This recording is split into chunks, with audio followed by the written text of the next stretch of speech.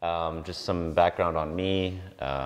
My name is Kyle Marler. I am part of an arts collaborative that's based in Buffalo called Flat Sitter, and we put on extended cinema performances, virtual reality installations, and short film.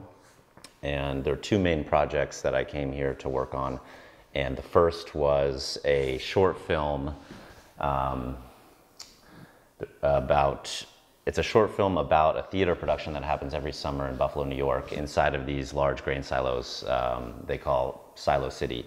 And every summer, a theater production company hosts a site-specific installation, and it's dark and it's mysterious and it's in these old silos, and it's a really beautiful thing. So I put together a short film for that. So that's the first thing that I'm going to play. If we could turn the lights off, maybe. So the performance, it was in the summer of 2015, so last summer, is called They Kill Things, and it's a meditation on death and dying. And there's a theater production company in Buffalo called Torn Space Theater, and they do avant-garde contemporary theater performances. And so this is the short film.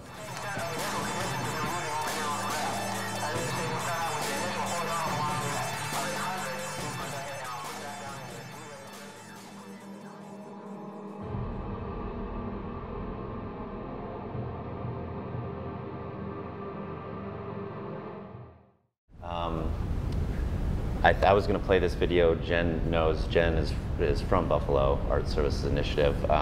Every year there's a holiday called Dingus Day, and it's a Polish holiday that happens in Buffalo. So I wanted to bring some Buffalo culture here to Sherbrooke. It's kind of hard to explain. So there's guys have squirt guns, like young guys, and women have pussy willows. They're like sticks with little fuzzy things on them. You go around and the girls like smack guys that they like, and guys shoot girls with squirt guns, and everybody wears red. And it's a really weird thing, and it happens in Buffalo. And there's a really funny video of Anderson Cooper on CNN, and he's talking about Dingus Day, and he just starts laughing, and he can't stop laughing for like 10 minutes because he's just so blown away by how weird Dingus Day is. It's kind of like St. Patrick's Day, but instead of for the Irish community, it's like the Polish community. I'm pretty sure that Buffalo has the biggest Dingus Day in the country. So this is just a short film I wanted to share of Dingus Day, to share a little bit of Buffalo culture.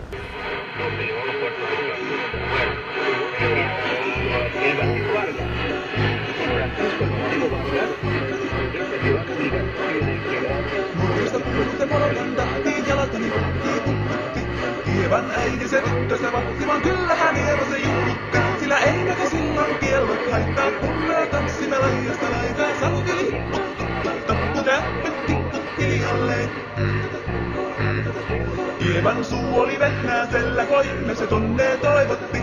Pää oli märkänä jokaisella ja Another thing I want to share was just, I guess, the work that I did here at the residency. So I'm friends with a dance collective called Open Fortress. They went to school Concordia in Montreal, and now they're sort of based in Montreal and Toronto. And so I was able to go to Montreal for a day and film them doing their dancing, sort of very contemporary dance. And so I don't know if anybody's had the opportunity to go in the parking garage here, but if you go in the parking garage, you hear a electrical sound. The score here features a sample of that electrical sound there.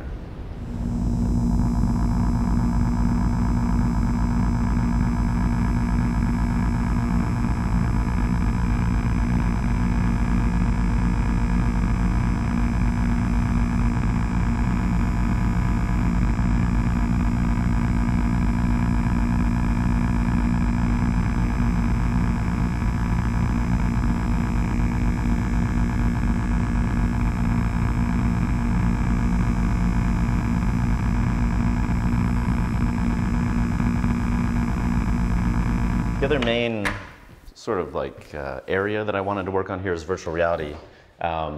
Torn Space Theater that did the theater production in the first video. I'm collaborating with them in the fall to produce a theatrical performance that combines theater, live theater with virtual reality.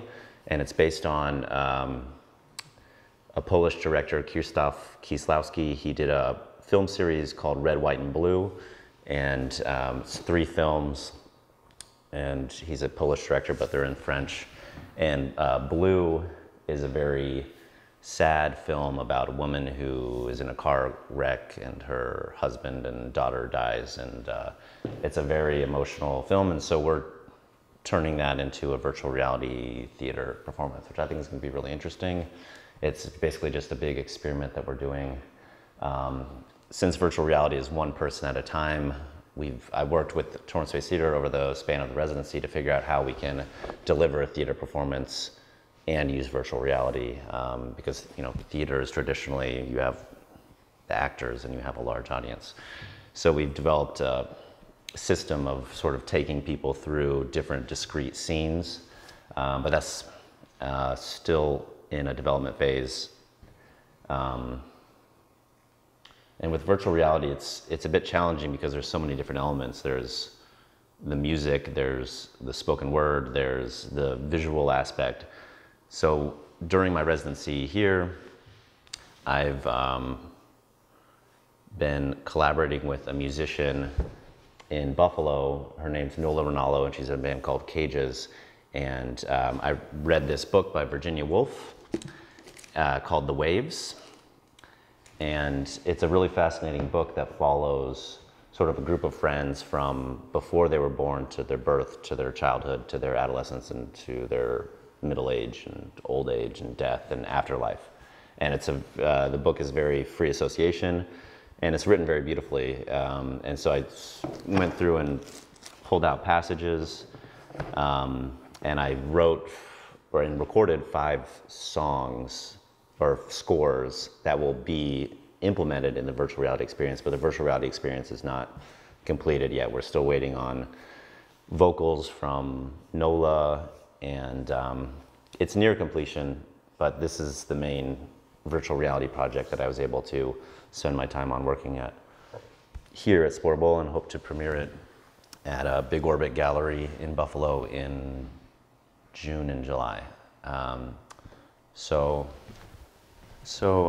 the virtual reality project that I'm exhibiting here tonight, and I took to Ann Arbor Film Festival, is called Theta, and it's a virtual reality meditation experience, and I was able to build on Theta and sort of complete Theta, and then I'm working on a French language version, which will be done next week, and I'm taking Theta to a spa called Boda Boda Spa in Montreal next weekend, so April 2nd and 3rd.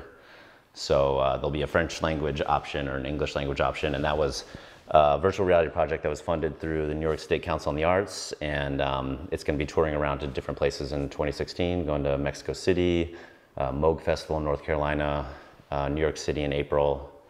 So it's going to be kind of bouncing around a little bit, and it's going to be in Montreal the next weekend. So that's the sort of second large virtual reality project that I've worked on. And the next one is called The Waves. And I can show a little preview video that I put together just that shows some of the music that I worked on here. And this one also features French and English, and this is French.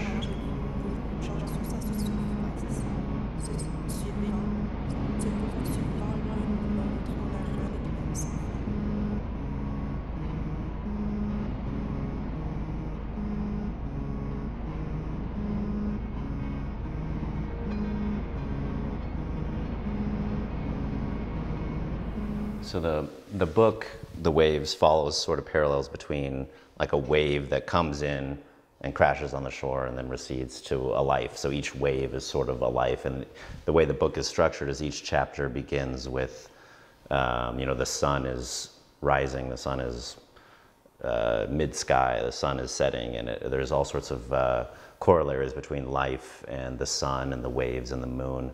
And so the idea with the virtual reality experience, which was really great to be able to be here, was to not sort of dive into something immediately knowing exactly what it was going to look like, but to be able to experiment and come up with ideas. So to build it around this book was great, because the idea is that the virtual reality experience begins and before a life is created, and then you follow a life, and then the afterlife. So the virtual reality experience And the spoken word and the singing sort of takes you through a wave that crashes to the shore and takes you through like an entire sort of life, a human life cycle in a way. So that's coming soon, I guess. And I didn't really have much else to, if anybody has questions, or if anybody wants to see the virtual reality experience, let me know. I'm happy to share that with everybody.